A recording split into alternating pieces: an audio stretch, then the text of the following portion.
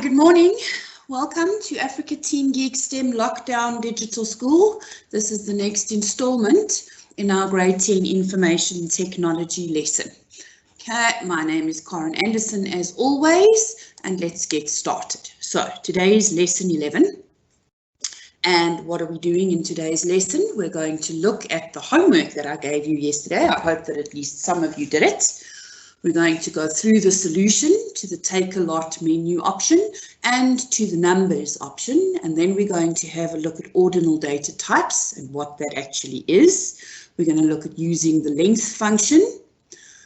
We're going to look at testing for an empty string. We're going to cover the uppercase and upcase functions, and we're going to cover some validation using those methods.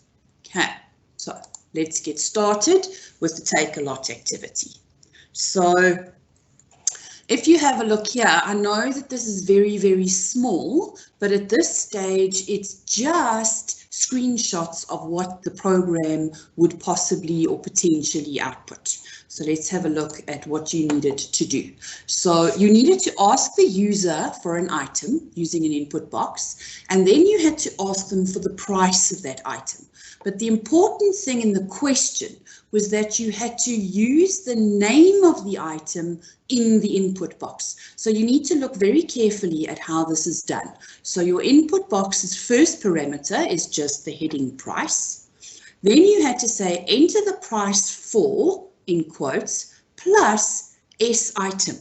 In other words, plus the string that was added into the first input box, and then I've got a default value of 263 as the possible price for whatever it is, and they can change that.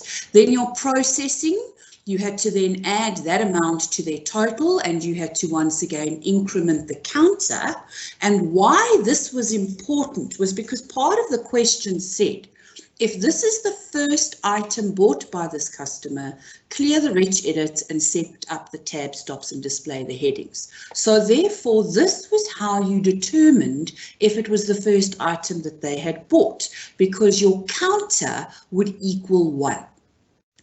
So you needed to use a little bit of logical thinking there to go, okay, how am I going to determine that it's the first one? The counter is going to tell you that. So if your counter equals 1, clear the rich edit, set 3 tabs because we had 4 columns starting from 0. Other way, like I said, is to look at how many times you type #9 in the heading. So that tells you that you need to set 3 tabs. And then, very, very important, your output line, so displaying the counter plus the item that they entered into the first input box, plus the amount they entered into the second input box formatted as currency, plus the total so far, is outside the if statement. So your begin and end over here indicate, yes, it's Ruben, it's the if statements activity, but it was the Takealot menu option. Okay. Right, so sorry, I've distracted myself there for a second. So the if statement holds the code that makes you then type what you need to do, and then outside the if statement is where you put your output. Be careful that you put the output after the end for the if statement. And if you left out this begin and end, then the only thing that would happen if the counter equals 1 would be the clearing of the rich edit, which is obviously incorrect. Okay, so let's move on to the next part. Okay, then the checkout button, I've put this in here to remind you exactly what it asked for. So the first thing was, if this user is a student, then they will receive a 5% discount on the original total, and they had to add their profession into the edit. Now, I know I haven't done it yet, so you will be excused for having not done this, but I did discuss it briefly in yesterday's lesson. You wanted that no matter how they type the word student, your program is going to recognize it as student. And in order to do that, you have to use the uppercase function. Like I said, I will go into more detail later in the lesson. But for now, if you apply the uppercase function to the string variable and force it into capitals and then check if it equals capital student, then no matter what they type, it's going to recognize it as student. If they typed all lowercase or just a capital S, because you're forcing it to be a capital and then checking it against the capital. Okay, then how do you calculate the discount? You multiply the total by 5 out of 100. 5% is 5 out of 100, or 5 divided by 100. Remember, out of means divided. Okay, then there were more if statements. If they spent more than R1,000, they'll receive a further 10% discount. So there's your if statement. If the total is more than 1,000, then you get another 10%. Okay, users get their delivery for free if they ordered for a total of R450 or more. So if the total is more than, so these are all separate if statements. Then your calculation had specific instructions. The VAT is calculated after the discount has been deducted and no VAT is paid on the delivery fee. So therefore, you had to calculate the total minus the discount first and then calculate your 15% VAT on that amount.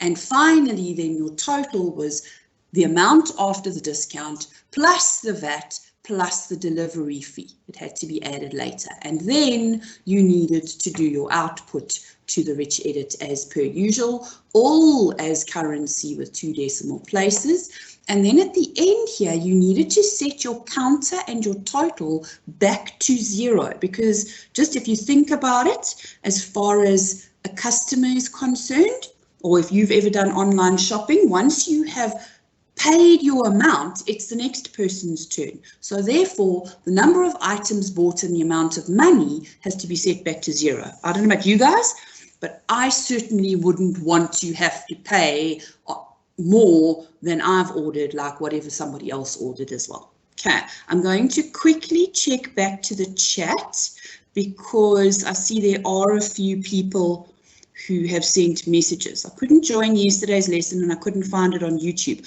Okay, it is there now. Okay, Ruben, it is there.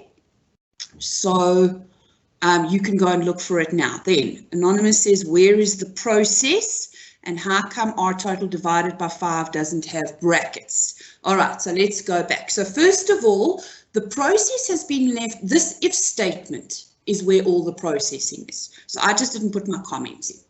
Okay. Then the next question was, okay, is this, yes, this is, okay, saw that. Okay, because I don't need the brackets in this calculation because they're all times. So they're all on the same level as far as BODMAS is concerned. So I don't need to do the brackets because if it does it as total times 5 divided by 100, it's still going to give me the correct answer. Okay, again, this is a situation where if you put brackets in, it would be fine, but you don't have to. Okay, let's move on. Right, then the numbers activity. You had to do also if statements and checking different values of numbers, and these kinds of things are very popular in tests and exams. So make sure if you don't understand now while I explain, you go back and you look at this again and make sure that you understand what I'm saying. So this is again a sample output. You had to generate a random number, and let's have a look because I've broken it down into steps. So the question was store and display a random number from 1 to 100, test and count and display if the number is odd or even. If it's odd, calculate the percentage of odd numbers and do the same for the even numbers. So this is your processing or part of your processing in this. So step 1 was generate the random number and then output it. So you see how your if statements can sometimes start messing with the order of your input, processing and output, but you need to try and keep to it as much as possible, but it's okay if you can't.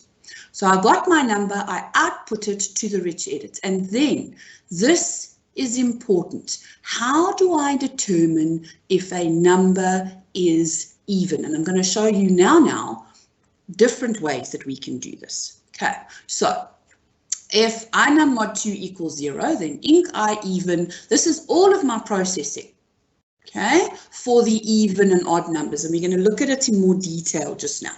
And then this over here is the if statement to determine the other question. But we'll have a look, like I said, I want to drill down and look closely at all of this. So here is a very large representation, nicely zoomed in, of that first part of the question. So my if statement was if I num mod 2 equals 0. In other words, if a number is evenly divisible by 2, it's divisible by 2 without a remainder, it's even. Remember what I said to you, you need to really start thinking about how your brain works when you do these calculations. You know what an even number is, but can you actually explain to somebody how to work out what an even number is? You could also have said, if I num mod 2 is not equal to 1, because an odd number, when it's divided by 2, is going to give you a remainder of 1 every time, okay? Or you could have used the not function, which returns the opposite of whatever you've asked, and then Delphi has a built-in function called odd, okay? So you could have said if not odd I num. So odd is a Boolean function that returns true or false. Or you could have said if odd I num equals false. Okay, so there are all kinds of things that you could have put in place here. Okay, then I just want to see, it looks like there's, I just want to check quickly.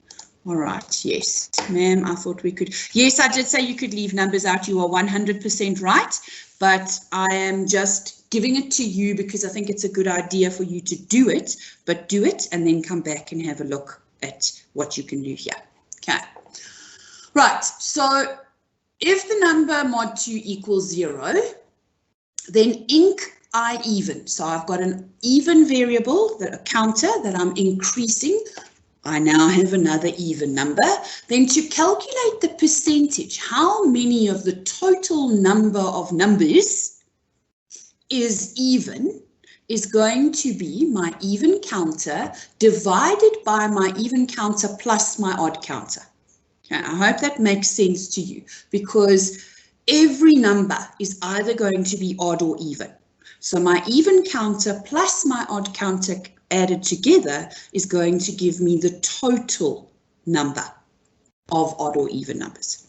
Okay, and so I add those together and multiply by 100, again no brackets. Then I output so many even numbers so far and the percentage of the even numbers. Else I inc my odd, and what I've put in here, I hope you recognize my face palm emoji, because duh, if a number is not even, it's odd. Okay, simple, straightforward, that's the way it works. Okay, so if it's not even, then it's odd, and I inc my odd counter, and my calculations here and my outputs and everything are exactly the same, except now I take the number of odd numbers divided by the odd plus the even numbers. Okay. All right, I'm just checking. All right. Okay. Ruben, you'll have to send me an email and I'll ask you separately. Okay, all right. Somebody says, I don't understand what you mean by the percentage of odd or even. So in other words, if I have entered 10 numbers. I'm going to use simple examples because then hopefully it's easier for you to work. If I have generated in this program 10 numbers and 3 of them ended up being even, the percentage of even numbers is 3 out of 10, which is 30%. What will by default then be the percentage of odd numbers? It's going to be 70%. Okay, I would ask you guys that question, but you know that you're like a minute behind me, so it's easier for me to answer my own questions. Okay, so that's what the percentage of the odd and even numbers means, is how many percentage-wise out of the total numbers were odd or even. Okay, I hope that answers your question. If not, we can come back to it just now. Okay. Right, then the next part of the question said, test and display if the number is a multiple of 3. Okay, now an even number is a multiple of 2. So if I want to check if a number is a multiple of 3, I'm going to say, is it evenly divisible by 3 with no remainder? So yay, here comes mod to the rescue again. So if I num mod 3 equals 0, then it is a multiple of 3. Otherwise, display it's not a multiple of 3. Okay, then this one here is test and display if the number is a factor of 60. So now I have to switch it around. Can the number, or can 60 be divided by the number? So now, once again, good old favorite mod. So if mod 60 mod I num equals 0, then the number is a factor of 60. Okay, all right, and then it looks like some of you are now understanding. Okay, so that's the second half of this numbers activity. If you haven't done it, try and go now and see if you can do it without looking or coming back to these solutions, and see if you can do it just with understanding what I've explained. Okay. Right, so the next thing we're going to look at now is ordinal data types. Now, this is once again an important concept because you are going to have to understand what an ordinal data type is. I see there's another question that's coming. I'm just going to look at it quickly. If there was a program where there were 3 possible outcomes, how would you go about it? Okay, good question. We are going to get there. That is what you would call a nested if statement. And we will get to that in tomorrow's lesson. Okay, because then you have to go if, then, else, if, then, else, if, then, else, however many times. Or a case statement, depending on what you need. Okay, so anonymous, I hope that helps. Right, so let's get back.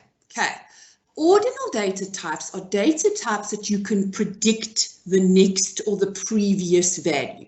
And of all of the data types that we know, 3 of them are ordinal: integer, char, and boolean. Now, we don't really concentrate on boolean because we only have 2 options. Okay, duh, true comes after false, and false comes after true.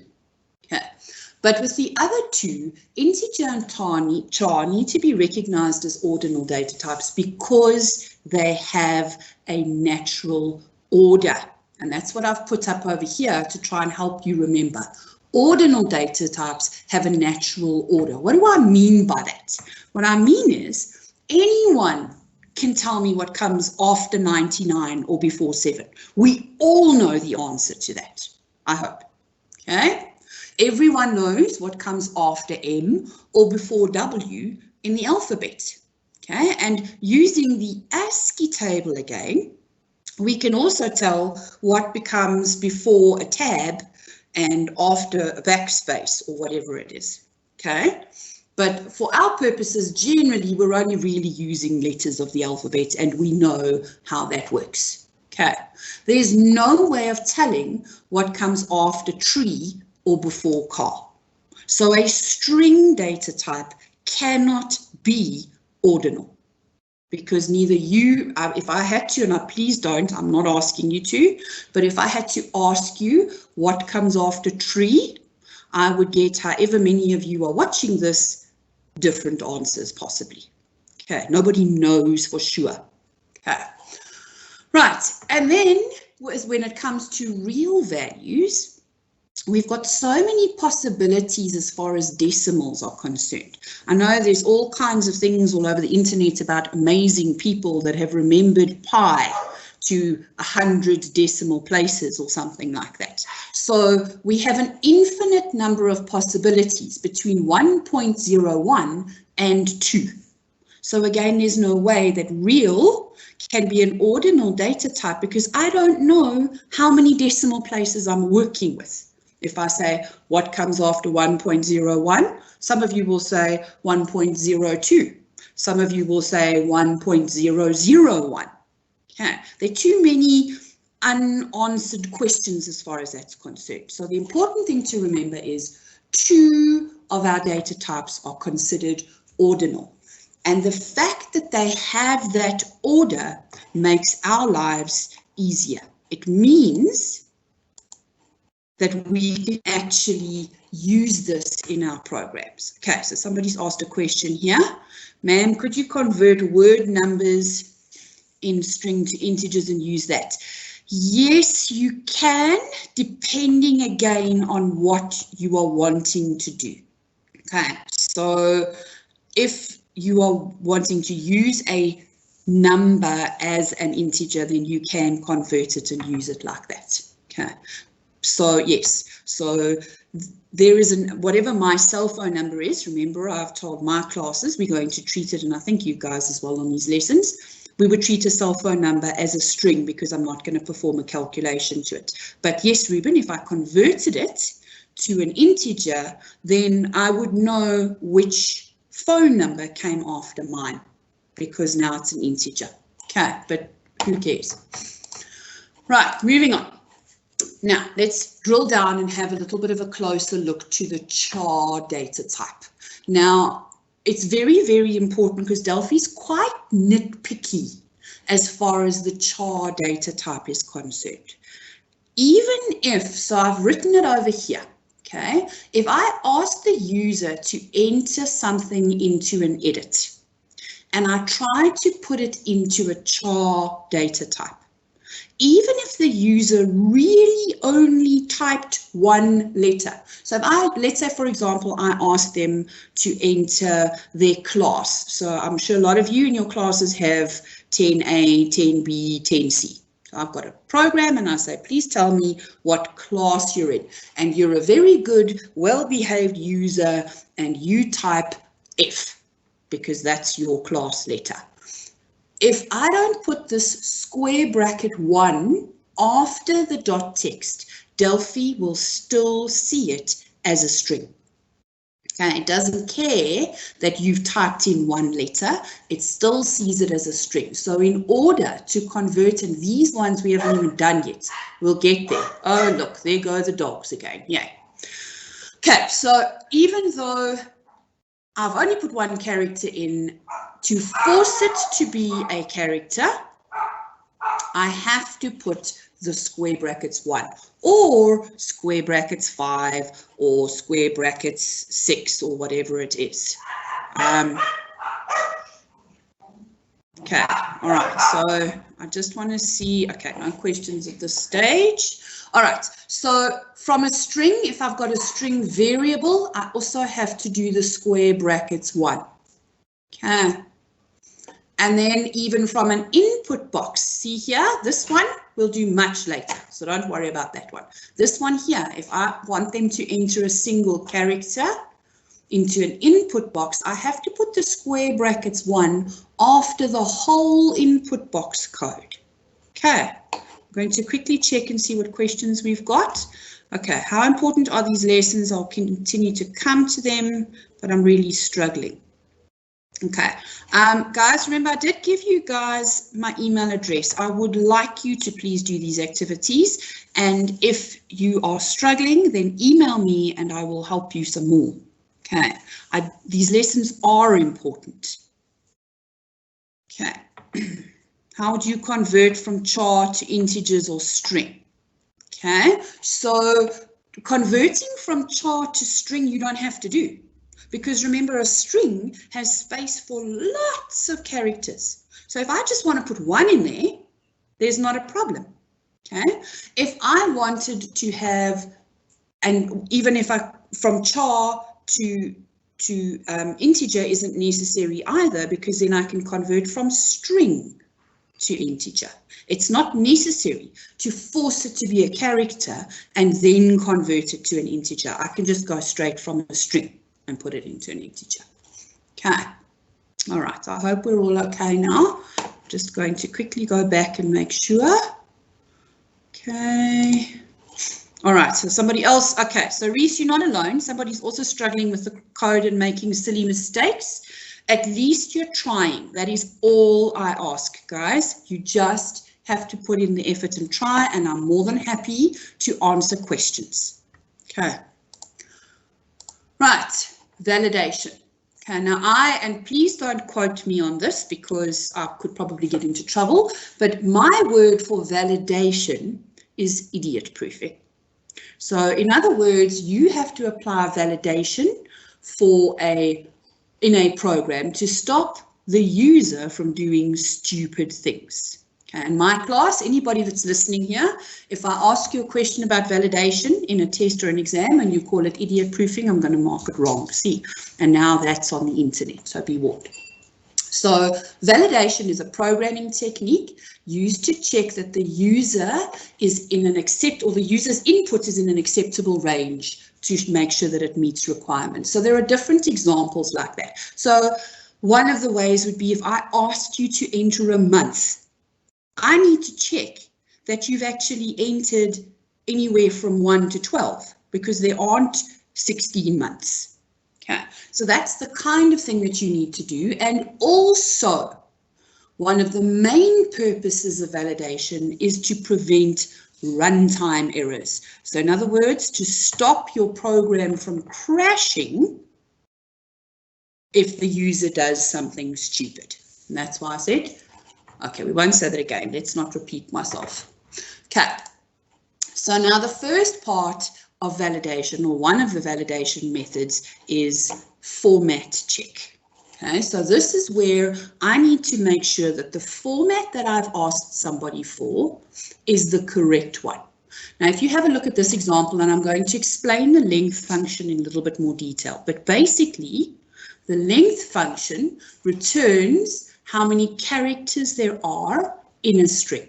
So if I've asked a user to enter their ID number, then I need to check that the ID number is equal to 13 because everybody's ID number has 13 characters. So what I do is I put in an if statement that says if the length of SID, being the variable that holds my ID number, is not equal to 13, then I display a message to say in ID number, and I put exit into my if statement. And what exit will do is it will exit that event. So if the user clicked a button to enter their ID number and then their ID number was only 10 characters long, my if statement would pop up with a message that says invalid ID number, and then it would exit that event. It wouldn't do any of the code that comes after this if statement. So exit is very useful,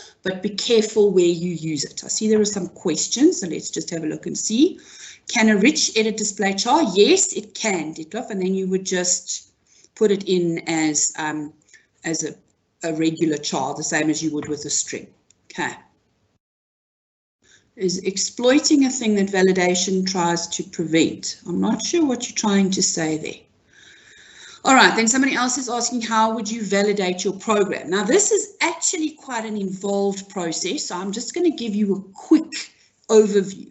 But basically, you as the programmer have to check and think of every stupid thing that the user might be able to do and prevent it. So if they're going to type the wrong number of characters for an ID number, you've got to prevent that. We'll have a look just now. If they're going to, we've come across this already, I ask for a lucky number and I type the word 20. You've got to make sure that that doesn't cause the program to crash. Okay, then there's another question here. Can you validate your program without using if statements? There are certain things that you can use to validate your program without using if statements. So for example, if you're going to ask the user to enter their age, you can use a spin edit rather than an edit, because then they can't type the word 20 for their age. They have to enter a number. Okay. Then if you are wanting them to enter a date of some sort, you use a date time picker. You'll see in the next lesson or the lesson after that, we're going to have a look at other components that you can put or use on your form so that the user has less scope to make errors that cause your program problems. But generally, you will need if statements to validate certain things. And I'm going to show you some of the other tools that you can use now to validate certain things. Okay, remember that you can, at this stage, you can check that the ID number has 13 characters. But for now, you can't really check if it's an accurate ID number. There's quite an involved algorithm for that, but maybe we'll get to that at a later stage. Right, I discussed or I mentioned the length function. Just please take note that your length function needs a string as an argument and it returns an integer. So if you look at this example here, S name gets the value of John space Smith. ilen is a variable that I've declared, will get the value of length S name. And ilen will then have a value of 10 because a space is also counted as a character. So that is very, very important. Okay, so here's an example of counting how many characters there are in S name. Okay. Right, then another validation method that's also quite important to prevent errors in your program is to test for an empty string. So you need to make sure that the user hasn't entered nothing. Now, when it comes to something like this, let's say we're asking the user for a password, okay? We have to test here the text property of EDT input. Okay, this one, it's not so important. I'll show you the one underneath that's important. So if the edit.text property equals nothing, and this is another important one that I keep trying to repeat myself on. I'm not checking to see if it equals a space. There must not be a space between those inverted commas. I'm checking to see if it equals nothing, an empty string. Then I'm going to say, please enter a password and once again, exit the event. So that means that if the text property of the edit is empty, then this S password gets the value of EDT input.text won't happen. Okay. This line of code will not happen because exit stopped everything from happening in that event. Now this one, fine. So somebody chose not to put a password in and we're trying to help them. This one over here is more important because as I've shown you already, if your program tries to convert nothing to an integer, it's going to crash. So this validation method says if the text property of my edit equals nothing, then, oh dear, it's not going to be please show a password. Otherwise, read the mark in. So this should be you haven't entered a number. But this will only then take the contents of the edit and put it into iMark if there is actually something in the edit. Because if it's empty, I'm going to show a message. Otherwise, I'm going to read the number in. So that will prevent my program from crashing. Okay, thank you, Callum. Callum's added something else in here. I'm sorry if you're getting my responses to your notes so late. You could use the numbers only property if you wanted it to be numbers only. Yes, so an edit has a numbers only property which you can also use. Please just be aware, okay, that in a test or an exam, if you are asked to validate that the person has only entered numbers, you cannot change the properties of a component. So in that instance, changing the numbers only property to true would not get you any marks.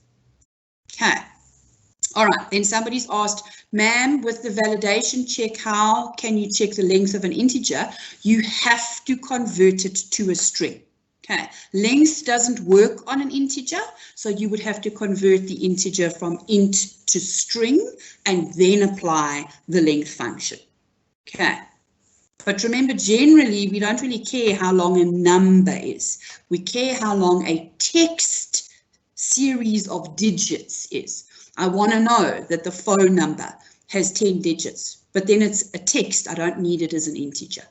Okay, if I don't care if there are 2 or 3 characters in a, let's say somebody's age. If somebody wants to tell me they're 350, I'm not going to worry about the length. I'm going to check if what they've entered is less than, let's say, 120. So I can use it as a numerical value. I don't need to see how many digits there are if it's a number that I'm likely to perform a calculation with. Okay, I hope that makes sense. Okay, is the second code better than the first? It's different code and it doesn't really matter. Probably this first one is better, because what you have to remember for this one is if I want, and I obviously would under normal circumstances, I want the mark to be entered into iMark, and then I want to calculate the person's percentage, and then I want to display what they've got, and I've got all kinds of code that wants to happen after this else. Then I need to remember that I've got to put a begin and an end around all of this code that I want to execute. So this one here prevents me from having to remember else begin. So the exit means I don't have to say else begin and remember to put everything in the begin and end. Okay. All right. So I'm not too sure what Anonymous has asked here about EQ ID number. Okay. Right. Now, I mentioned the uppercase function before, and I want to just go through because there are 2 of them. So let's have a look at exactly how they work. So the uppercase function changes a string argument into all capital letters. So we've discussed that. So S job gets teacher, S title gets uppercase S job, S title will now hold teacher in capitals. I can also use it as part of an if statement. If uppercase S port equals USB. So now whatever somebody enters as USB, because I've forced it to an uppercase, it will recognize it. This one is for strings.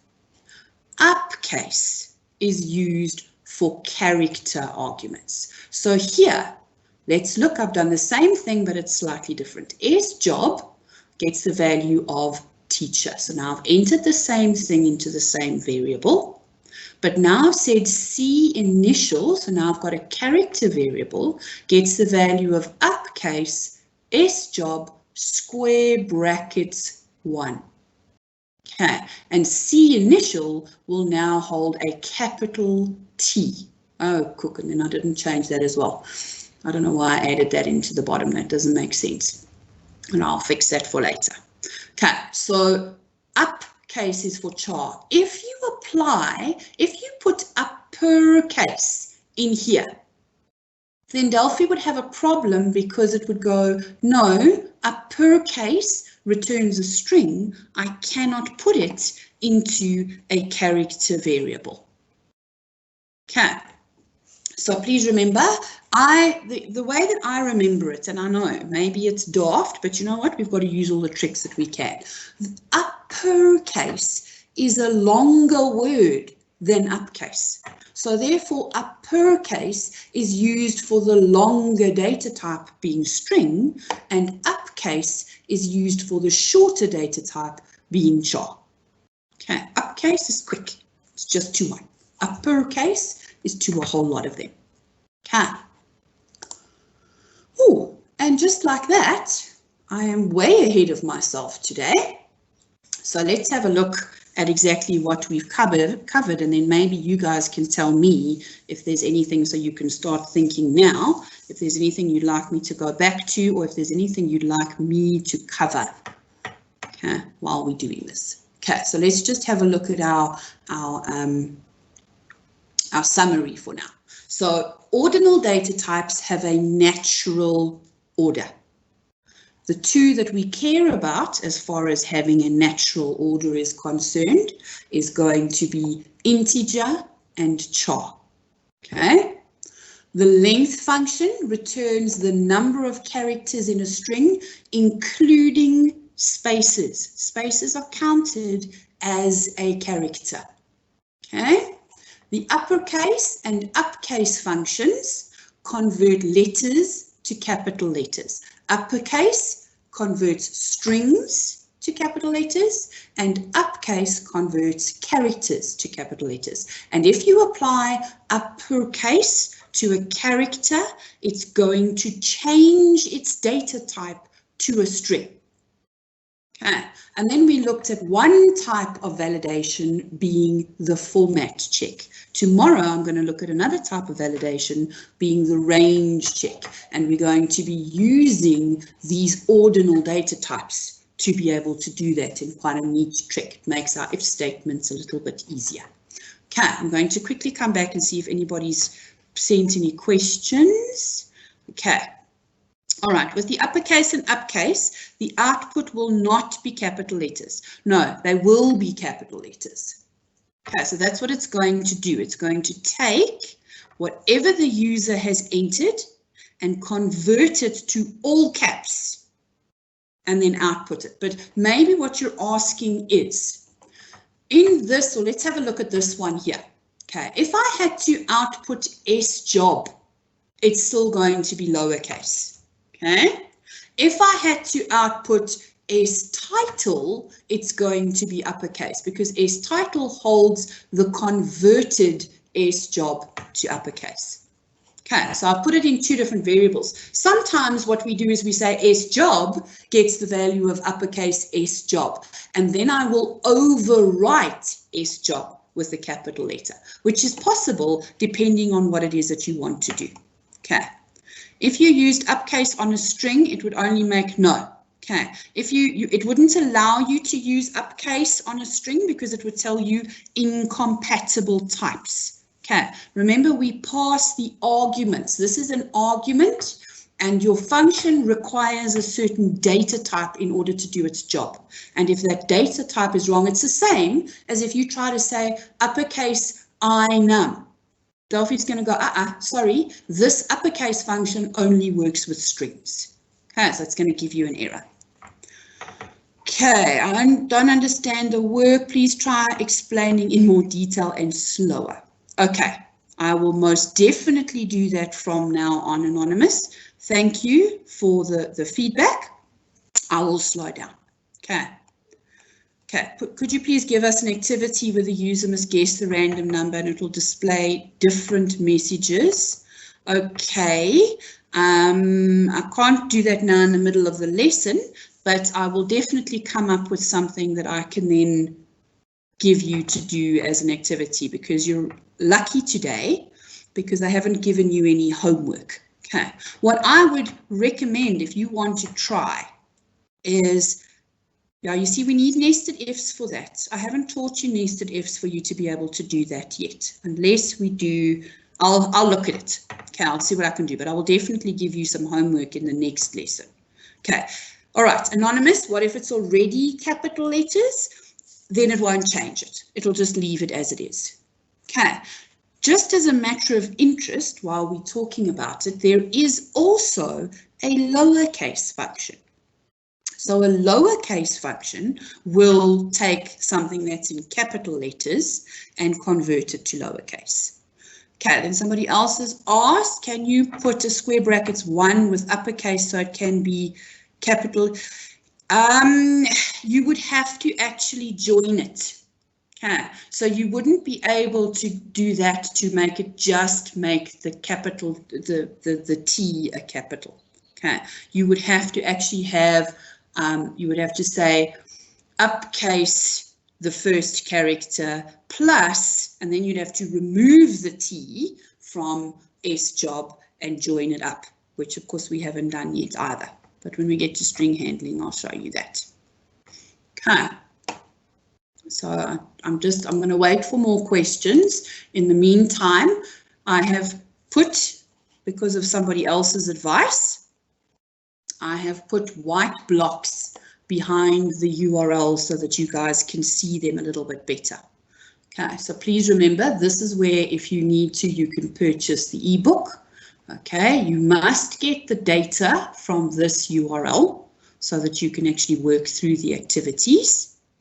And then here is the Africa Team Geeks website. You can sign up for any files. And you can then download when they, although I see they haven't put them up there, but you will be able to get the PowerPoint presentations. You will also be able to sign up for the schedule so that you can actually receive updated information about what's going on. Okay, I'm just making sure. All right, so James, if you missed the lesson on tab stops and the textbook doesn't explain it. Okay, so I'm going, oh, I've got 2 minutes, James. Okay, so I will try. And I don't even have anything. All right, let's go all the way back in PowerPoint and have a look at it here. Okay, where was it? There. Okay, so in order to set tabs, you have to look at how many columns of information you're outputting. So if you have a look here, I've got 1, 2, 3, 4 columns of information, which means that I need to set 3 tabs because the first one I'm going to output against the side of the rich edits. And then, so it goes red output dot paragraph dot tab count. So first I say how many tabs, and then I assign how many I'm going to set. And then I say red output.paragraph.tab, square bracket 0 is going to give you, that's the first number for your first tab stop. Then you set the second one and the third one, always starting at 0. And then when you type the #9 in your output, it's going to move the marker to that position. So #9 is then going to move it to 25 so that item is positioned 25 pixels from the left of the rich edit. Okay, I'm just checking to see if there are any more questions. In a radio group, how could we display the items inside depending? Okay, Anonymous, I'm still going to do that. Okay, so we will not tomorrow, but the next lesson, I'm going to explain to you how to do the use the radio group and the items and item index properties. Okay, so tomorrow I'm going to explain the in operator, which is used with ordinal data types, and we're going to look at an activity that applies it. I'm going to work through it with you.